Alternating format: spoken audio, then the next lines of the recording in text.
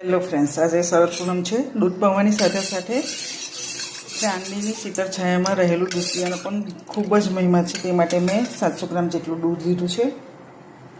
એની જોડે આટલી ખાંડ લીધી છે. તમે ખડી સાકર પણ લઈ શકો છો, મેં નથી લીધી. એને સારી રીતે ઓગાળી ડ્રાયફ્રૂટ્સ લીધા છે, જે આખી રાત ચાંદીમાં રહેશે. ઉપર ધાબામાં ઇલાયચીનો પાવડર લીધો છે, 3 ઇલાયચી લીધી છે, અને 1 સ્પૂન જેટલું કેસરના ટાટના લઈશું. આ દૂધને આખી રાત આપણે સફેદ કપડું બાંધીને ખુલ્લા આકાશ નીચે મૂકી રાખી અને સવારે એનું સેવન કરીશું. ખૂબ જ પૌષ્ટિક અને શક્તિવર્ધક બની જાય છે એવું કહેવામાં આવે છે પહેલેથી દાદી નાનીના વખતથી. તો તમે પણ આ શરદ પૂર્ણિમાએ આવી રીતે દૂધ મૂકી શકો છો. બધું સારી રીતે ઓગળી જાય પછી હવે એક સફેદ કપડો લઈ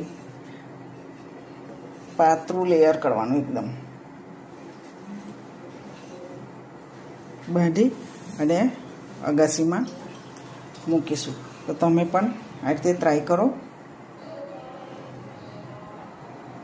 થેન્ક યુ ફોર વોચિંગ.